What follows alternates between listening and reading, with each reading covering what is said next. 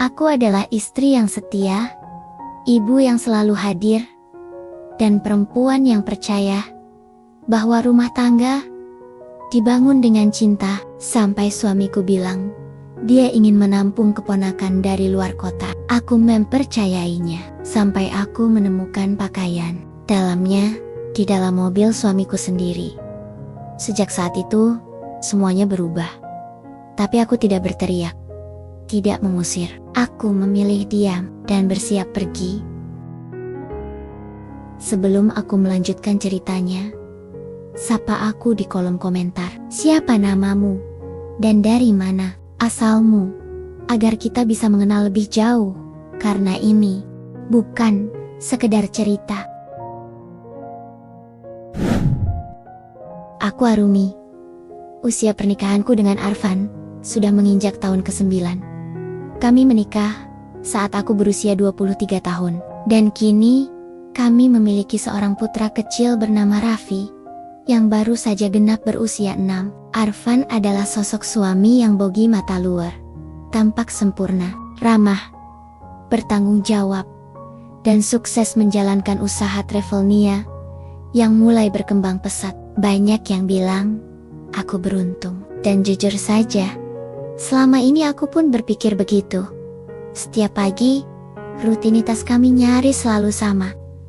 Aku akan pengen lebih dulu menyiapkan sarapan sederhana, nasi goreng, telur mata sapi, dan teh manis kesukaan Arfan. Setelah itu, aku membangunkan Raffi, membantunya bersiap ke sekolah, dan mengantar Arfan sampai ke mobil sambil menyelipkan ciuman kecil di pipinya. Ia selalu tersenyum dan mengucap, "Doakan papa lancar ya sayang." Raffi pun tak pernah kekurangan kasih sayang. Setiap malam, Arfan selalu menyempatkan diri membacakannya cerita sebelum tidur. Kadang-kadang, aku duduk di ujung ranjang, tersenyum melihat dua cinta hatiku tertawa bersama. Aku sempat berpikir, hidup ini benar-benar manis, mungkin bukan mewah, tapi cukup hangat, cukup tenang, cukup membahagiakan.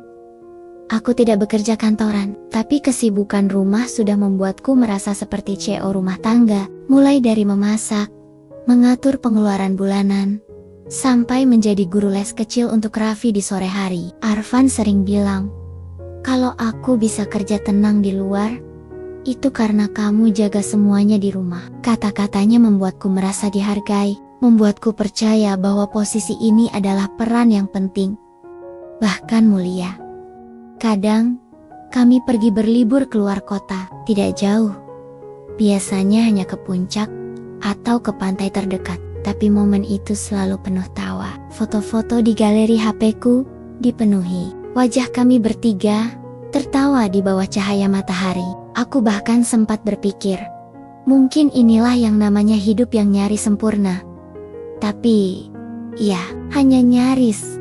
Karena ternyata tak ada yang benar-benar tahu isi sebuah rumah tangga, kecuali orang yang tinggal di dalamnya. Dan kadang, senyuman yang terlihat dari luar hanyalah cara paling sopan untuk menyembunyikan luka yang mulai tumbuh dari dalam. Luka itu mulai muncul pada hari yang tampaknya biasa, cerah, sunyi, dan tidak menyimpan firasat apapun. Aku baru selesai membereskan kamar tidur ketika suara mobil Arfan terdengar memasuki garasi. Aneh, hari itu belum jam makan siang, tapi Arfan pulang lebih cepat dari biasanya. Aku bergegas turun dan menemuinya di ruang tamu, tapi langkahku terhenti saat melihatnya membuka pintu mobil untuk seorang gadis muda, cantik, kulitnya bersih, rambut hitam panjangnya diikat sembarangan, dan langkahnya gugup saat masuk ke rumah kami. "Ini Rina," kata Arfan cepat, melihat ekspresiku yang mungkin terlalu jelas. "Keponakan dari kampung, anak adik sepupuku. Dia baru datang ke kota, cari kerja, dan belum punya tempat tinggal." Aku terdiam sesaat, lalu mengangguk pelan. Aku bukan tipe istri yang suka membantah di depan orang lain. Lagi pula, aku percaya pada Arfan. Sampai saat itu, kamar tamu bisa dipakai kan? Tanya Arfan sambil melirik ke arahku.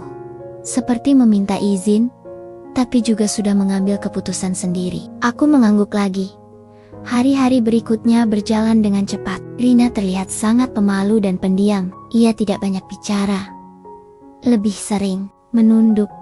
Aku bahkan merasa kasihan. Ia membantu cuci piring tanpa diminta.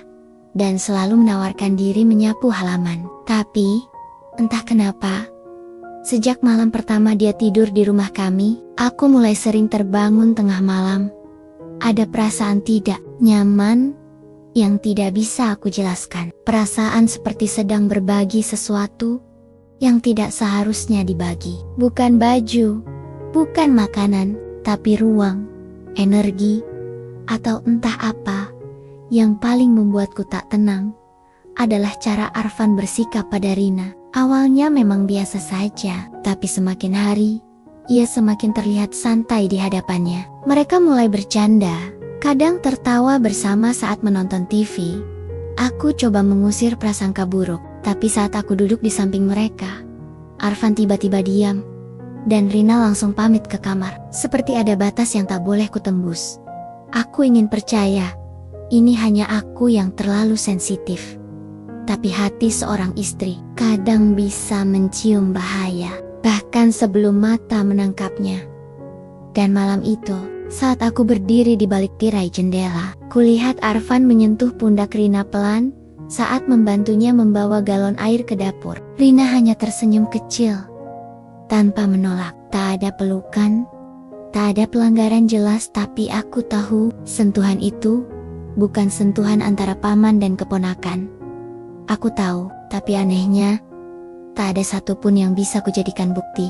Hanya sebuah momen cepat, nyaris tak terlihat. Kalau saja aku tak memperhatikannya dari balik tirai, tapi justru karena kulihat diam-diam, rasa bersalah malah menyerangku lebih dulu. Seolah akulah yang sedang mengintip sesuatu yang tak seharusnya. Malam itu aku susah tidur. Arfan masuk ke kamar dengan wajah tenang seperti biasa, bahkan sempat membelai rambutku dan berkata pelan, "Besok, kamu jangan masak yang berat ya. Aku mau ajak kalian makan di luar." Lalu dia mencium keningku. Lembut, terlalu lembut untuk seorang pria yang sedang menyembunyikan sesuatu. Atau mungkin, justru itulah topengnya. Aku hanya tersenyum kecil. Tapi dalam hati, aku bingung bagaimana bisa seorang pria terlihat begitu tulus, tapi meninggalkan jejak yang membuatku sesak. Beberapa hari kemudian, aku mulai menyadari banyak hal kecil yang tak lagi terasa wajar. Rina mulai sering ikut duduk di meja makan bersama kami. Tak masalah, tentu saja, tapi caranya menyendok lauk dan meletakkannya ke piring Arfan sambil berkata, "Om pasti suka yang ini," membuatku ingin berdiri dan pergi. Arfan hanya tertawa dan bilang, "Kamu cepat belajar ya, Rin." Seketika aku merasa seperti penonton di meja makan sendiri. Lalu datang pagi yang membuatku tercekat. Saat aku sedang menyetrika pakaian, kudapati satu celana pendek Arfan yang bukan miliknya. Bukan motif yang biasa ia pakai. Di saku belakangnya, ada sehelai kertas lipat kecil bertuliskan, "Jangan lupa, janji sore ini." Aku tunggu di belakang rumah, tanpa nama, tanpa tanggal. Tapi aku tahu tulisan itu bukan tanganku. Dan aku juga tahu, tak mungkin Raffi menulis kalimat seperti itu. Aku ingin mengabaikannya, membuang kertas itu ke tong sampah, lalu lanjut menyetrika seperti tak ada apa-apa. Tapi tanganku gemetar, setrika itu kupadamkan.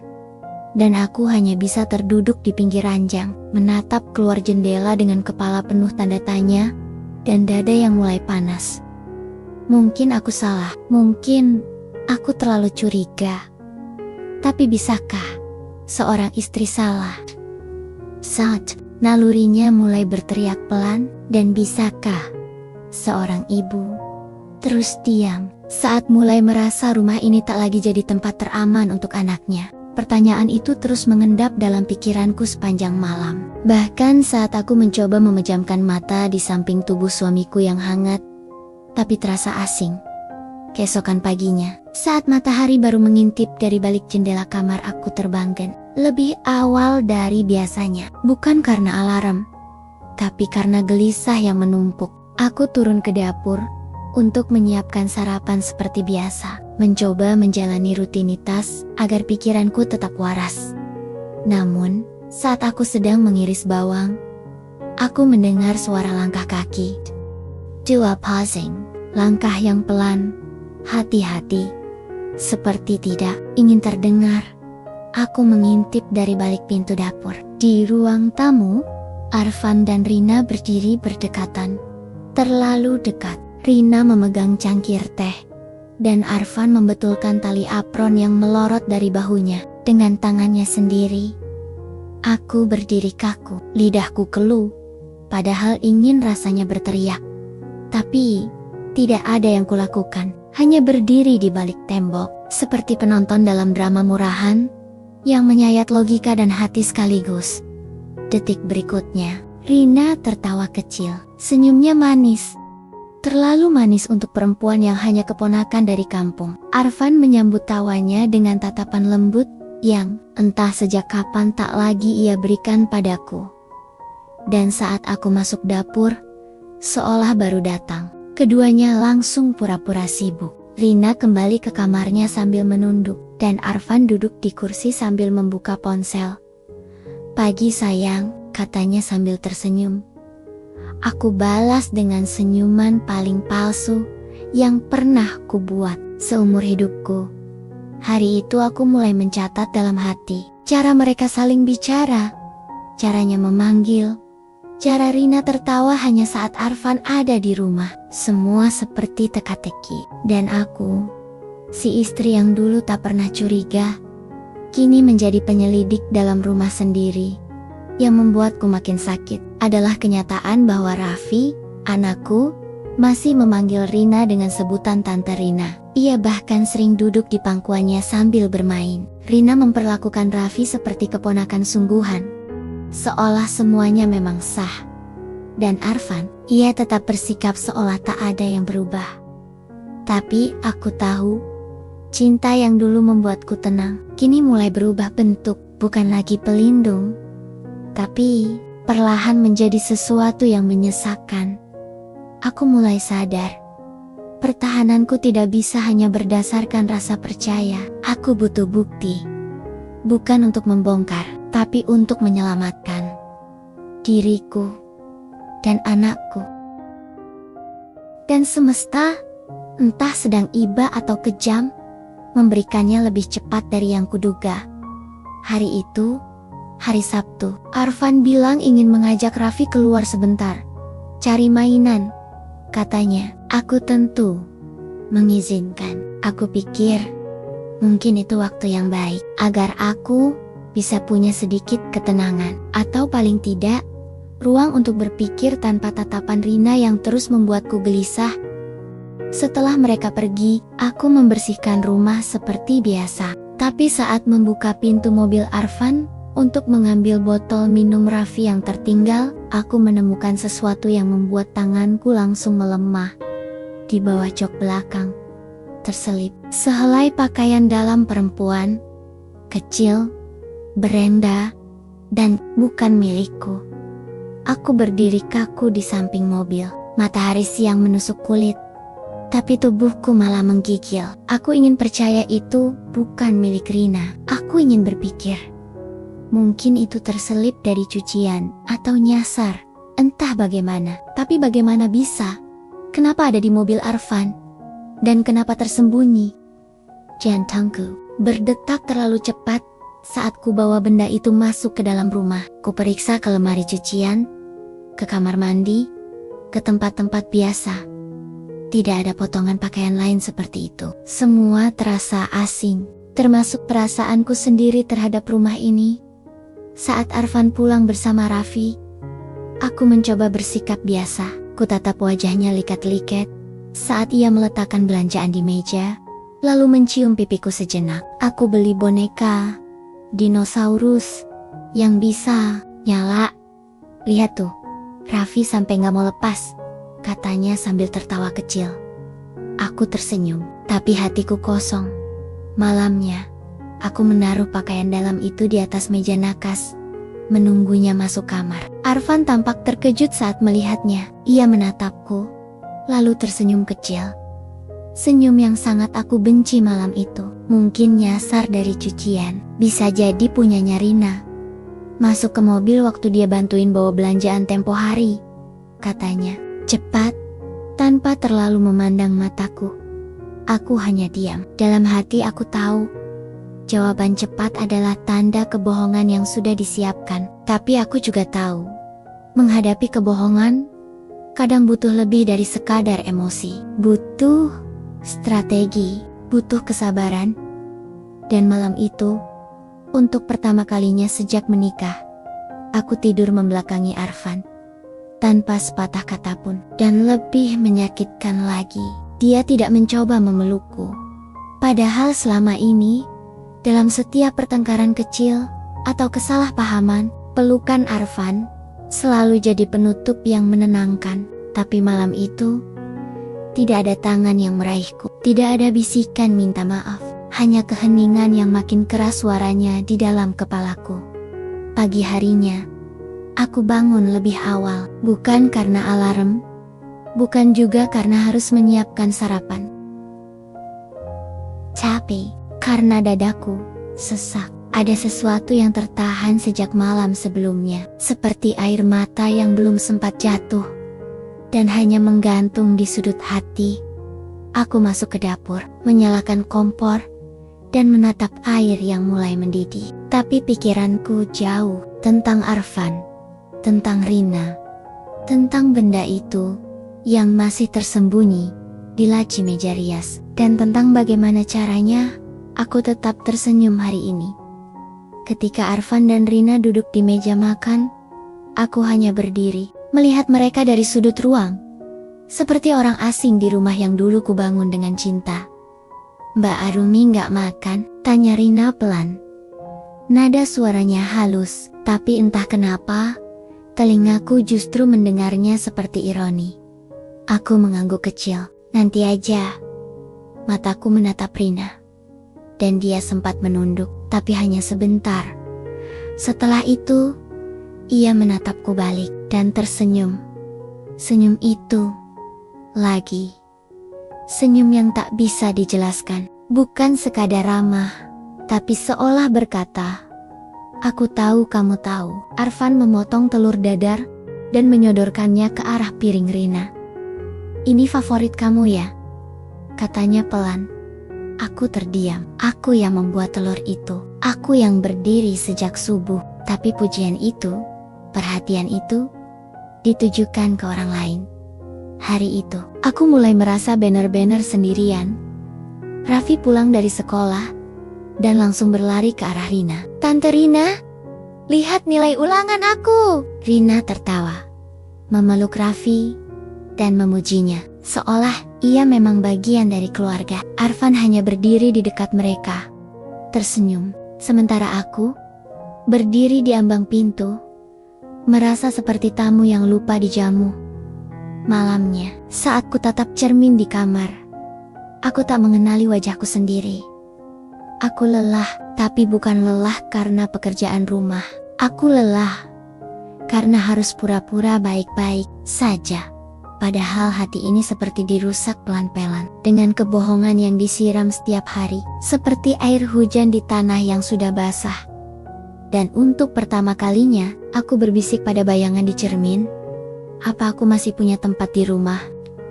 Ini, pertanyaan itu menghantui pikiranku, seperti bayangan yang menempel di dinding. Tidak bisa disapu, tidak bisa dihapus, hanya bisa dihadapi. Dan malam itu aku sadar, aku tidak bisa terus-menerus menebak. Aku harus tahu, harus yakin, harus membongkar kebenaran. Bukan demi ego, tapi demi kewarasanku sendiri. Aku tak ingin menjadi istri yang curigaan, apalagi terlalu paranoid. Tapi ketika hatimu terus digerus rasa tidak aman, logika pun tak lagi bisa menjadi benteng. Maka dengan tangan gemetar, tapi hati yang mantap, aku mulai menyusun rencana. Langkah pertama, mengamat, bukan sekadar melihat, tapi benar-benar memperhatikan. Aku mulai mencatat, kapan Arfan pulang, kapan Rina keluar kamar, dan berapa lama mereka menghilang dari ruang tengah. Aku bahkan menyimpan catatan kecil di dalam laci dapur, berisi jam-jam mencurigakan, dan detil-detil sepele yang mungkin berarti banyak suatu hari nanti. Langkah kedua, mendengar. Kupasang telingaku lebih tajam dari biasanya. Dari balik pintu kamar, aku mencuri potongan obrolan mereka di malam hari. Tak ada yang terlalu vulgar, tapi cukup membuat dadaku sesak. Seperti ketika Arfan berkata, "Jangan tidur terlalu malam, nanti matamu sembab." Kalimat yang dulu sering ia ucapkan padaku, kini jadi milik orang lain. Dan yang paling membuatku ingin menangis, bukan hanya kata-katanya, tapi nada suaranya, lembut, penuh perhatian, seolah tak ada yang salah dari semua ini. Langkah ketiga, kamera kecil. Butuh waktu seminggu untuk meyakinkan diriku sendiri. Tapi akhirnya, saat rumah kosong dan Raffi sedang menginap di rumah ibuku, aku meminjam kamera mini dari teman lamaku, seorang ibu rumah tangga juga, yang pernah melewati badai rumah tangga seperti ini. Aku menaruh kamera itu di rak buku ruang tamu, menghadap sofa. Satu lagi di dapur, tersembunyi di balik toples bumbu. Rasanya seperti mengkhianati rumah sendiri, tapi aku harus melindungi diriku, bukan? Selama 2 hari, aku berusaha tetap tenang, tetap menyajikan makanan, tetap menjemput Raffi, tetap menyapa Rina dan Arfan dengan senyum sopan. Padahal, dalam diam, aku sedang menunggu bukti bahwa aku tidak gila. Dan pada hari ketiga, ketika aku membuka rekaman dari kamera dapur, aku tak bisa bernapas seketika. Di sana, terlihat jelas, Arfan berdiri di belakang Rina, yang sedang memotong buah. Ia menyibakkan rambut gadis itu dari bahunya. Lalu berkata pelan, nyaris berbisik, tapi cukup jelas terdengar, "Jangan manis-manis gitu, nanti aku makin sayang." Aku memejamkan mata, air mataku jatuh tanpa suara. Bukan karena aku tak menduga, tapi karena akhirnya, aku tak bisa lagi menyangkal kenyataan, yang sejak awal telah menamparku perlahan. Dan sekarang, aku punya bukti. Bukan hanya kecurigaan, bukan hanya firasat, tapi suara dan gambar yang nyata, yang bisa kulihat, ulang, dan simpan. Tapi anehnya, justru saat semuanya terungkap, aku merasa kosong.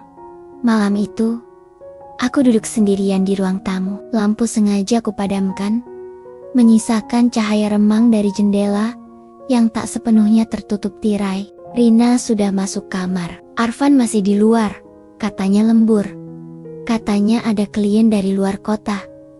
Aku hanya duduk dalam diam, membiarkan tanganku menggenggam flash disk kecil tempat bukti itu tersimpan.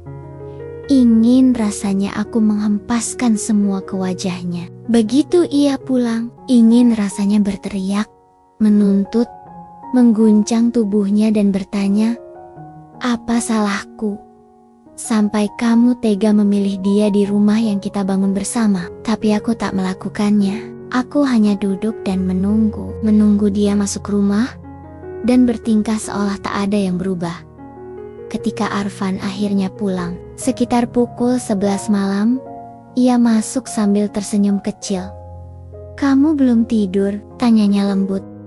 Menaruh jasnya di gantungan. Aku hanya menggeleng. "Capek banget hari ini," lanjutnya sambil duduk di sampingku.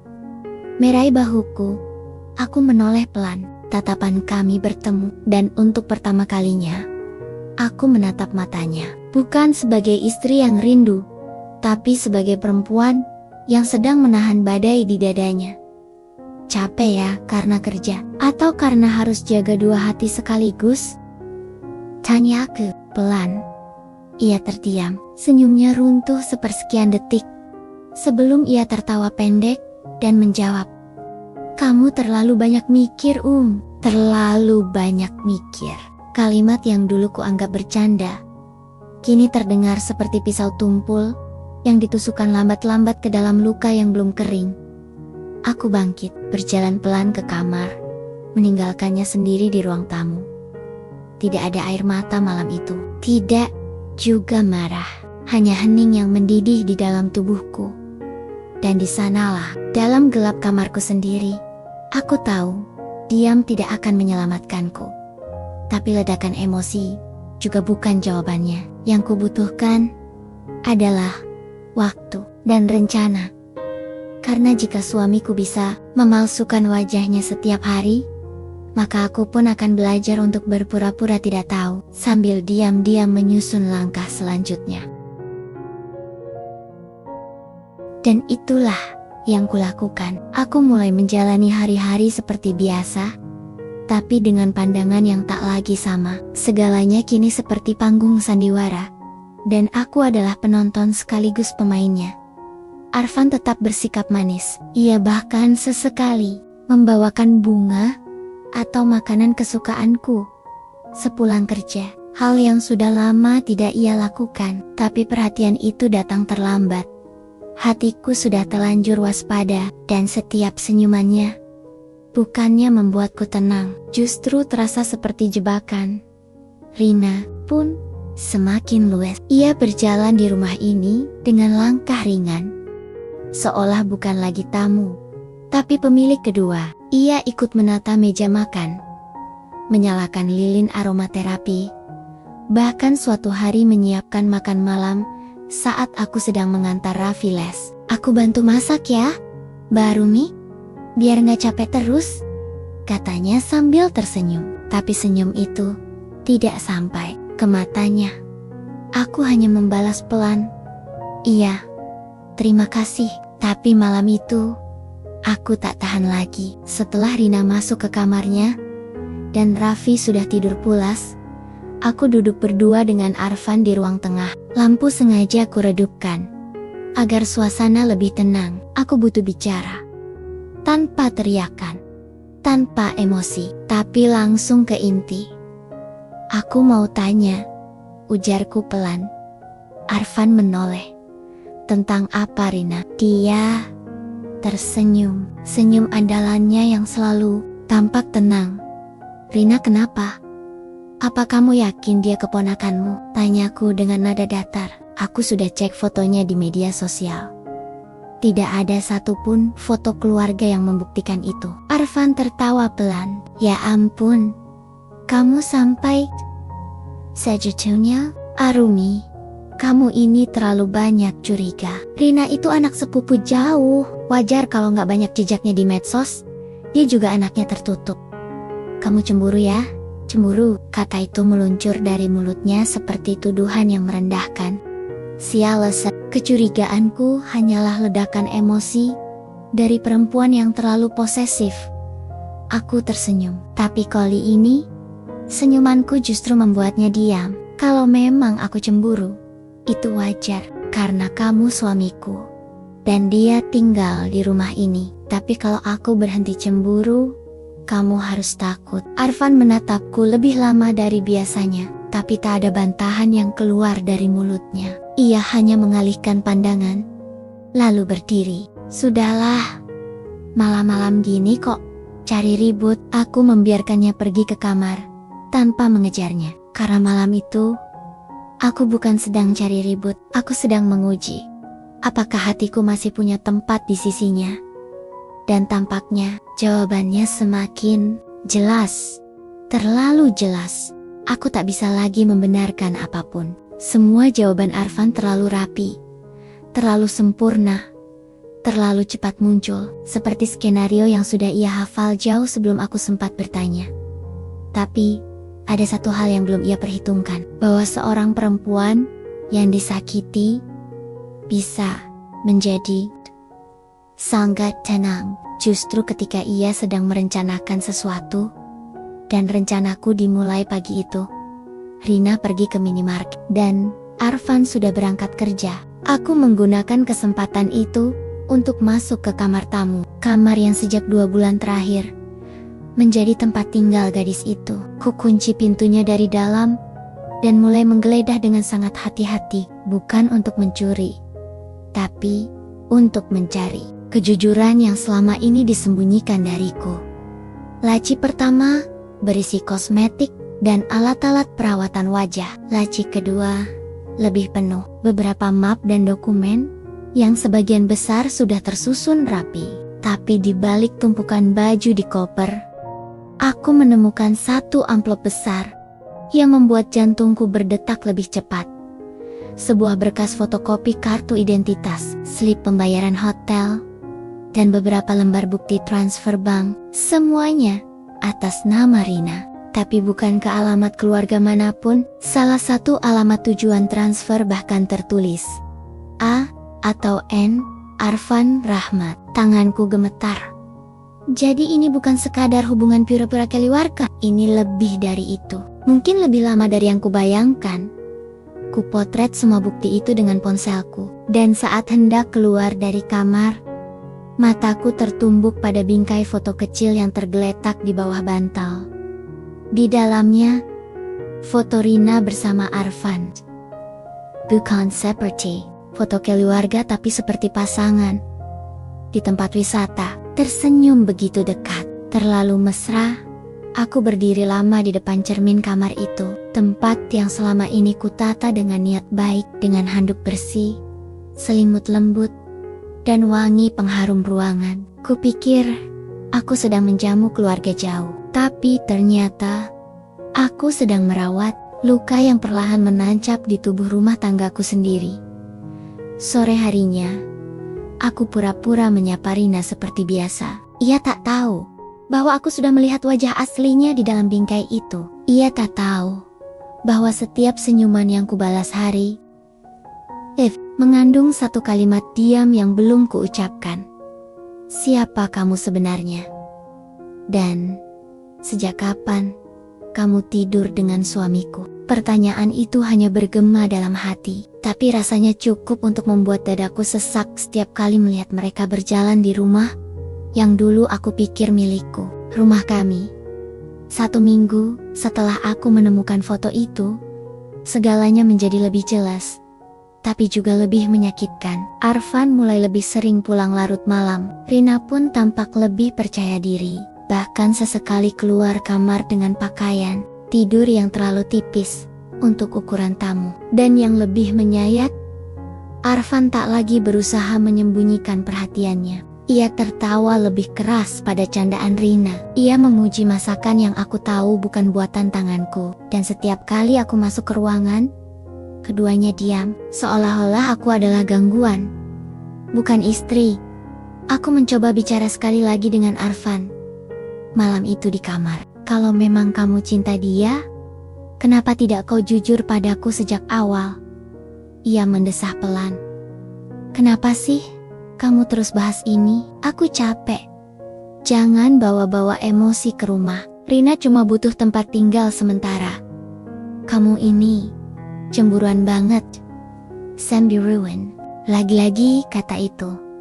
Padahal aku sudah melihat bukti. Aku sudah punya foto, video, bukti transfer, semuanya. Tapi dia tetap menyangkal. Dan itulah yang membuatku lelah. Bukan hanya karena disakiti, tapi karena dianggap bodoh. Malam itu aku menangis, pelan, di kamar mandi. Bukan karena Arfan, tapi karena aku menyadari rumah ini tak lagi memihakku. Dindingnya seolah bisu. Tidak. Membela, meja makan yang dulu penuh tawa, kini menjadi tempat aku menyendiri. Makan tanpa suara. Raffi pun mulai bertanya, Mama, kenapa sekarang sering sedih? Aku hanya memeluknya erat. Mama cuma capek nak, tapi sebenarnya aku takut. Takut suatu saat, anakku akan tumbuh dalam rumah yang penuh kepura-puraan. Aku takut Raffi mengira ini normal, bahwa seorang ayah bisa menyakiti ibunya di depan mata. Dan sang ibu hanya perlu diam dan tersenyum. Dan malam itu, aku mengambil satu keputusan.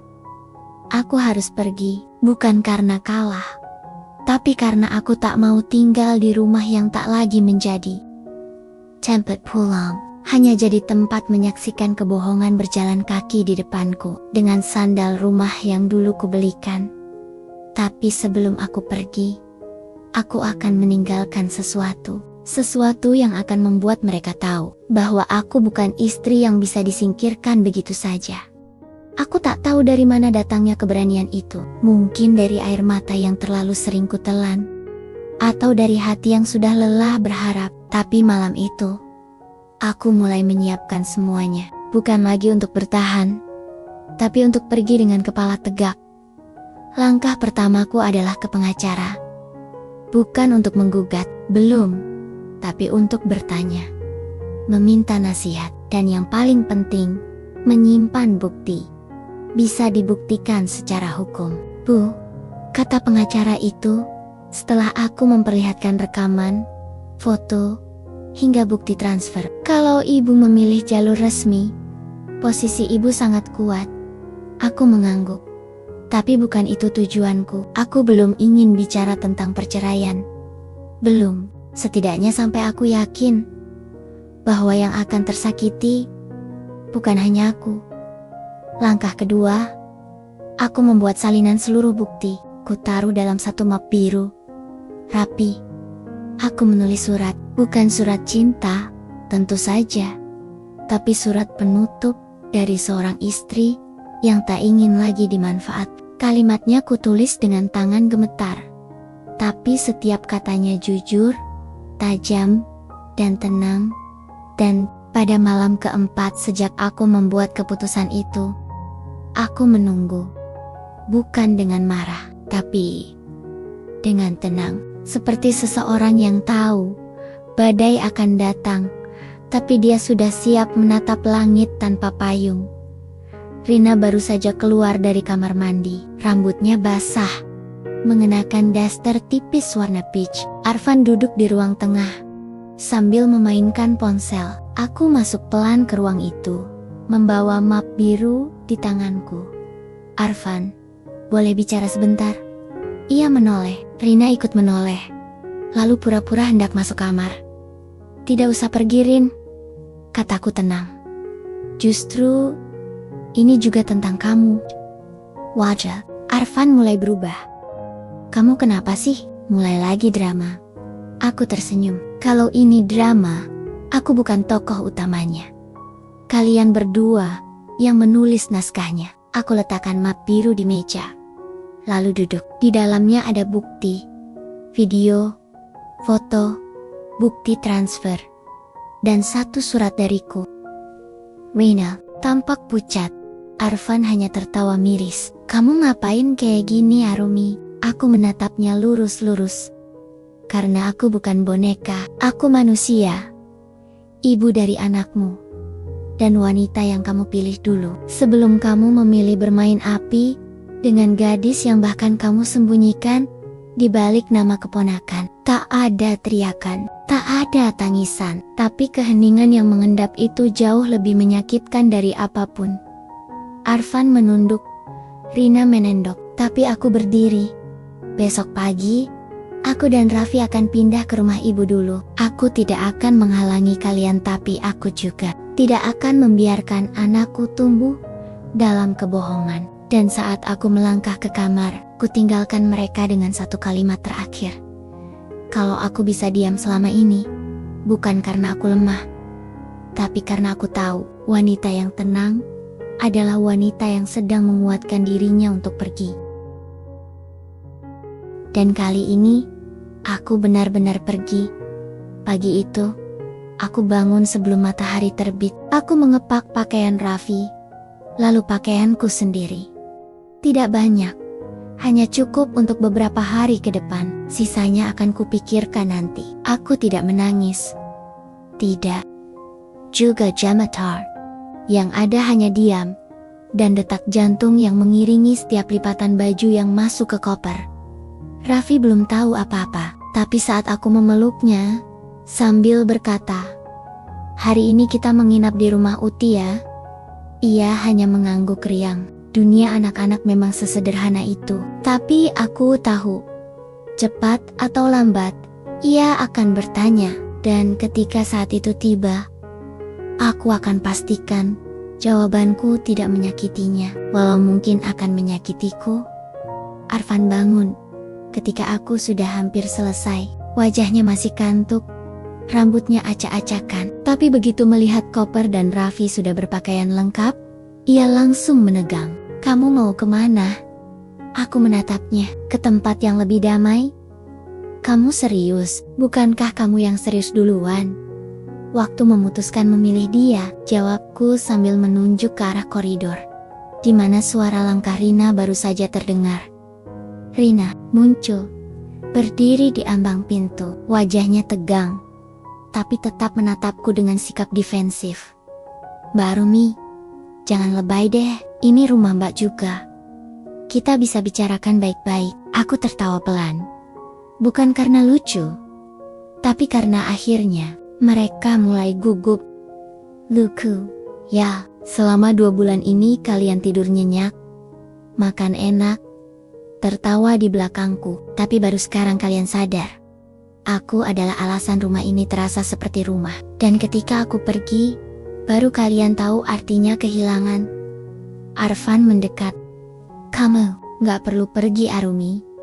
Ini bisa kita selesaikan. Jangan bawa Raffi." Aku menatapnya lelah. Justru karena aku ibu, maka aku harus membawa Raffi. Aku gak mau dia tumbuh besar melihat ibunya dicurangi, tapi tetap bertahan. Dia tak menjawab, dan aku pun tidak menunggu. Dengan satu genggaman tangan Raffi, aku keluar dari rumah itu. Tanpa drama, tanpa histeria, tapi dalam diam itu, aku tahu, aku sedang membawa pergi satu hal yang tidak akan pernah mereka temukan lagi. Kedamaian. Dan saat pintu pagar tertutup di belakangku, aku mendengar langkah Arfan tak lagi mengejar. Entah karena ia terlalu malu, atau karena ia baru sadar. Kehilangan yang sesungguhnya bukan saat aku pergi, tapi saat aku tak ingin lagi kembali. Dan keheningan itu mulai menggema, bukan hanya di dalam rumah yang kutinggalkan, tapi juga di hati mereka yang dulu merasa begitu yakin aku tak akan benar-benar pergi.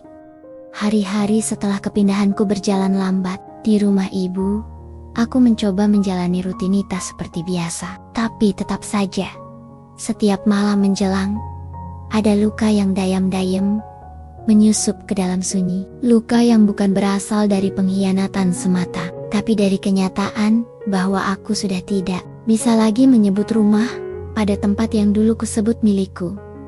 Ibu tak banyak tanya. Ia tahu sesuatu sedang retak dan membiarkanku memperbaiki napasku sendiri. Tapi yang membuatku kuat adalah Raffi. Senyumnya, tawa ringannya, pelukannya yang hangat. Di matanya, aku masih mama hebat, dan itu cukup untuk membuatku tetap berdiri. Sementara itu, di rumah yang kutinggalkan, segalanya mulai berubah. Arfan tidak lagi menemukan sarapan di meja makan. Baju kerjanya tidak tersetrika rapi seperti dulu. Suara Raffi yang dulu mengisi pagi, kini digantikan dengan keheningan. Dan Rina perlahan menunjukkan siapa dirinya yang sesungguhnya.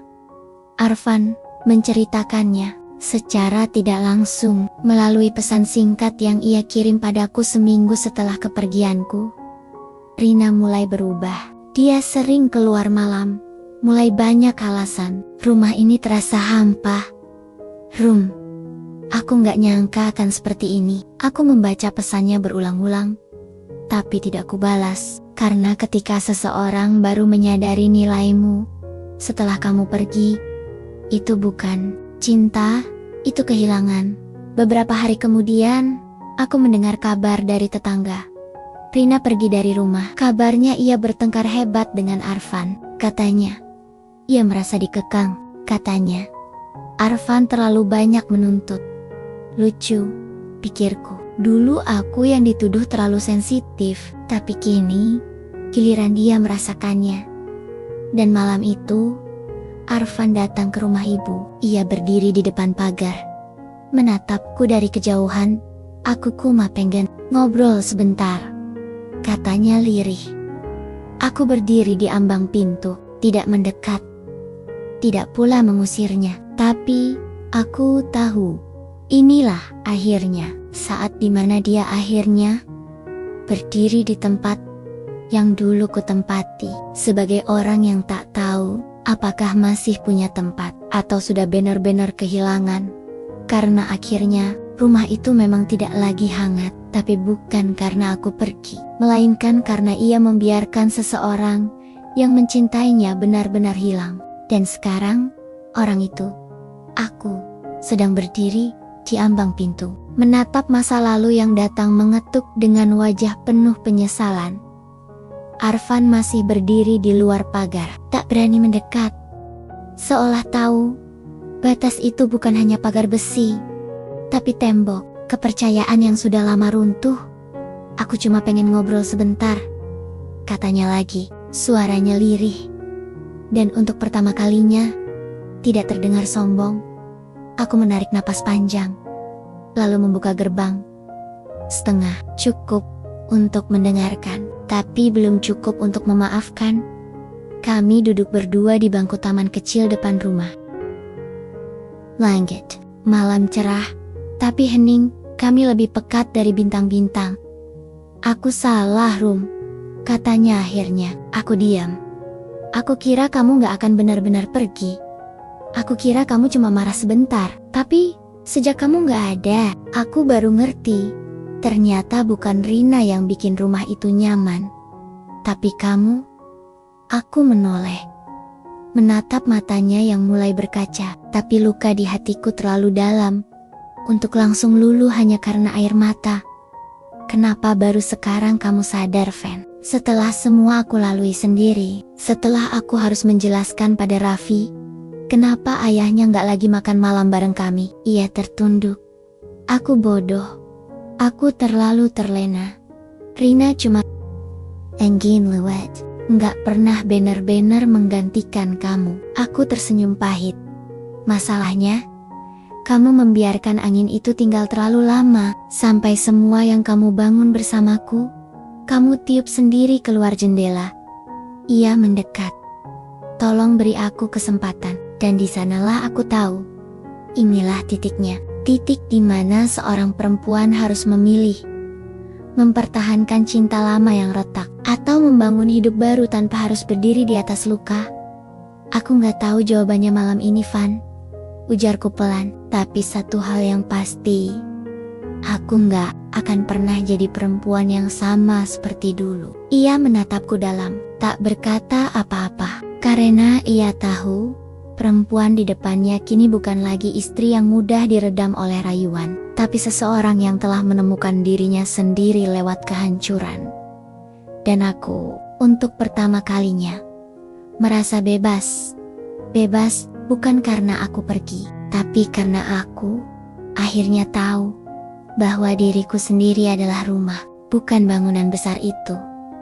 Bukan Arfan, bukan status istri, tapi aku sendiri yang selama ini berdiri paling lama, bertahan paling lama, meski dihancurkan berkali-kali.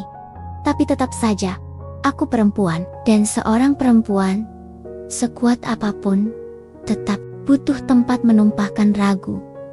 Maka malam itu, aku duduk bersama ibu di ruang belakang. Di antara bunyi kipas tua dan aroma teh melati, aku buka semua isi hatiku. Tentang rasa sakit, tentang marah yang kutelan, tentang Arfan yang kini mulai meminta pulang. Ibu tak banyak berkata-kata. Ia mendengarkan, matanya tenang. Sesekali mengusap tanganku dengan lembut. Lalu ia berkata pelan, "Kalau kamu tanya ibu, maka ibu cuman mau bilang satu hal. Rumah yang benar itu bukan tempat yang kita paksakan untuk kembali, tapi tempat yang membuat kita pulang tanpa disuruh." Aku menatapnya. Hening. Lalu ia melanjutkan, "Kalau hatimu masih merasa kosong waktu mengingatnya, mungkin kamu cuma rindu kenangannya, bukan orangnya. Jangan pulang ke tempat yang sudah tidak menyimpan cintamu, hanya karena kamu takut memulai dari nol." Aku menunduk. Kalimat ibu menamparku lembut, tapi dalam. Karena memang benar, yang kurindukan mungkin bukan Arfan, tapi momen saat aku masih percaya dia mencintaiku sepenuh hati. Dan mungkin itulah yang sebenarnya sudah mati. Keesokan harinya, Arfan mengirim pesan lagi. Ia bilang, Rina telah benar-benar pergi. Bahwa ia ingin memulai dari awal. Bahwa ia bersedia melakukan apapun demi memulihkanku, memulihkan kami. Tapi kali ini, aku tidak buru-buru membalas. Karena aku sedang belajar bahwa yang pantas diberi kesempatan bukan dia, tapi diriku sendiri. Dan jika memang aku harus memulai hidup baru, maka aku ingin melakukannya dengan tenang, tidak dengan tergesa pulang ke pelukan yang dulu pernah menusuk. Dari belakang, tapi dengan langkah perlahan, pasti, dan penuh sadar. Karena rumah sejati bukan tempat yang penuh perabot mahal atau foto keluarga di dinding, tapi tempat di mana aku tak perlu terus-menerus mengorbankan harga diri demi disebut istri yang baik. Dan hari itu, aku berhenti mencoba menjadi istri yang baik versi mereka. Aku memilih menjadi perempuan yang benar untuk diriku sendiri. Pagi itu, aku berdiri di depan cermin kamar masa kecilku. Rambutku tergerai, mataku sembab, tapi tidak lemah. Di pantulan itu, aku melihat seseorang yang pernah terpuruk dan sekarang sedang bersiap untuk berdiri. Meski pelan, lalu aku duduk, menulis sebuah surat. Bukan untuk Arfan, tapi untuk diriku sendiri. Isi surat itu sederhana. Arumi yang dulu, terima kasih sudah bertahan. Bahkan saat semua terasa seperti ingin menghancurkanmu. Kini, kamu tak perlu lagi membuktikan siapapun bahwa kamu cukup baik.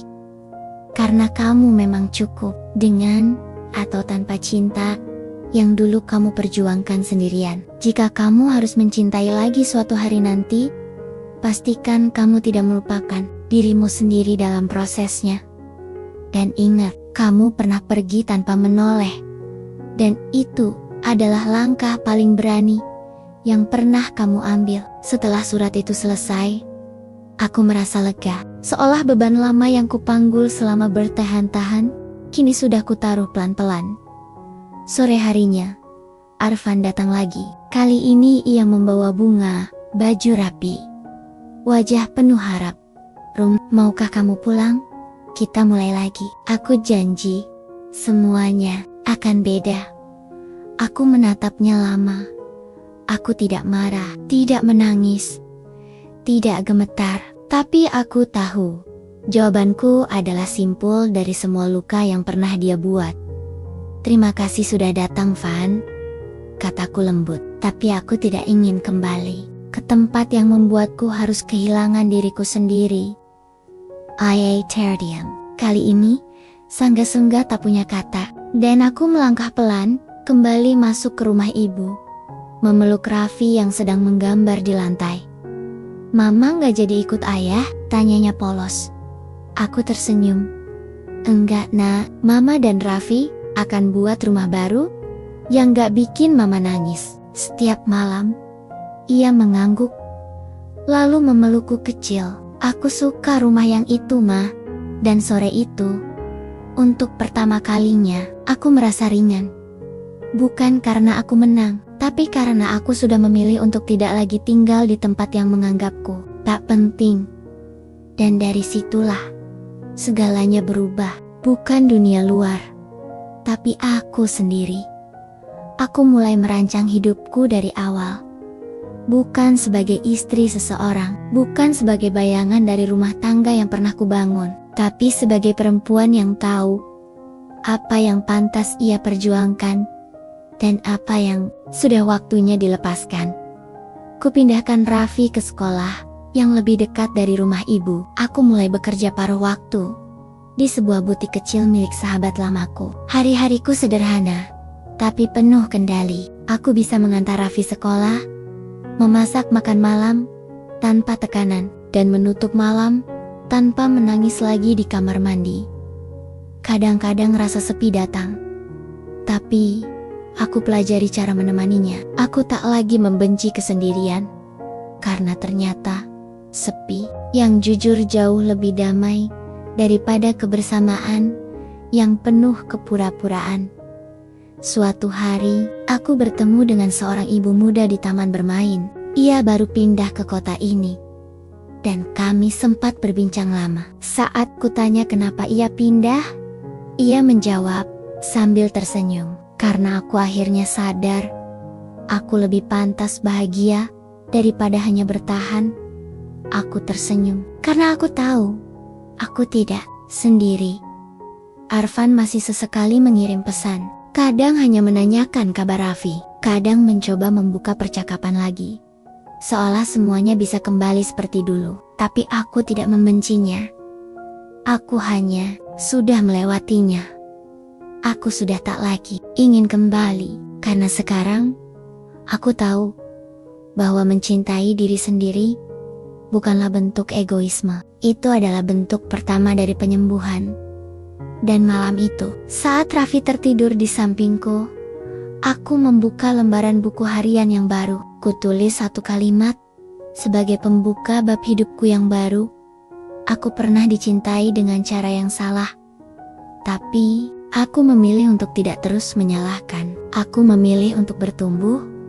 Aku menutup buku itu dengan senyum kecil. Tidak ada yang sempurna, tapi kali ini aku tahu arah jalanku. Dan meski langkahku masih pelan, aku yakin ini adalah langkah menuju tempat yang benar. Dan saat aku mulai menapaki jalan itu dengan tenang, tak kusangka takdir membawaku bertemu seseorang dari masa lalu.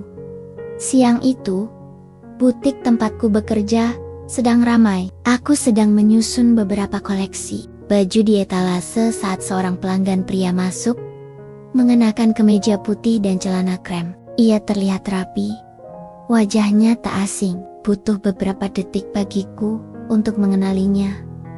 Randy, teman kuliahku dulu, lelaki yang pernah menaruh rasa padaku, yang dulu sempat dekat, namun kalah oleh sosok Arfan yang terlalu cepat meminangku.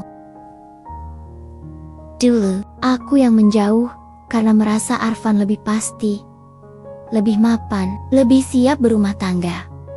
Randy tampak terkejut juga, tapi ia segera tersenyum. Arumi, aku mengangguk. Kaget, bercampur kikuk. Randy, ya ampun. Kami duduk di kafe kecil samping butik. Obrolan mengalir lancar, seperti tak pernah ada jeda. Bertahun-tahun. Ia sekarang bekerja sebagai konsultan, baru pindah ke kota ini karena alasan keluarga. Dan ya, dia belum menikah. Aku sempat dengar kamu sudah menikah, katanya hati-hati. Aku tersenyum tipis. Sudah, tapi sekarang aku sedang belajar hidup sendiri. Ia tak bertanya lebih jauh, mungkin karena ia tahu ada luka yang tak perlu dikorek-korek hanya untuk memuaskan rasa ingin tahu. Tapi yang paling mengejutkanku adalah caranya menatapku, bukan dengan kasihan, tapi dengan kekaguman yang tenang. Seolah ia bisa melihat kekuatan yang tersembunyi di balik semua yang telah kulalui. Dulu kamu gak seperti ini, ujarnya sambil menyeruput kopinya. Seperti apa? Tanyaku. Dulu, kamu lembut, tapi sering ragu. Sekarang, kamu masih lembut, tapi kamu tahu apa yang kamu mau. Aku tersenyum, menatap wajahnya yang matang dan tenang, karena aku sudah belajar bahwa jadi perempuan baik saja tidak cukup. Kita juga harus jadi perempuan kuat. Apapun yang orang lain katakan. Obrolan itu singkat, tapi membekas lama. Bukan karena ada rasa yang tumbuh kembali, tapi karena aku sadar, aku bukan lagi Arumi yang dulu. Bukan lagi perempuan yang menggantungkan hidup pada validasi seorang suami, tapi perempuan yang tahu bahwa hidupnya berharga, meski harus berjalan sendiri. Dan malam itu, saat aku menutup pintu kamar, aku menatap wajah Raffi yang tertidur, sambil memeluk boneka kecilnya. Aku tersenyum, bukan karena ada lelaki dari masa lalu yang datang kembali, tapi karena aku tahu masa depanku tidak lagi tergantung pada siapapun, kecuali diriku sendiri. Dan saat keyakinan itu tumbuh sepenuhnya, aku merasa aku sudah sampai. Bukan sampai di tujuan, Tapi sampai pada titik di mana aku tak lagi menoleh dengan sesal. Tak lagi berharap ada yang kembali. Tak lagi merasa perlu menjelaskan kepergianku. Aku tidak menang, karena ini bukan perlombaan. Tapi, aku pulih, dan itu lebih dari cukup. Beberapa minggu setelah pertemuanku dengan Randy, aku kembali menerima pesan dari Arfan. Kali ini panjang. Ia bercerita bahwa rumah itu kini benar-benar kosong. Ia sering duduk sendiri di ruang tamu, sambil menatap pintu yang tak pernah terbuka lagi untukku.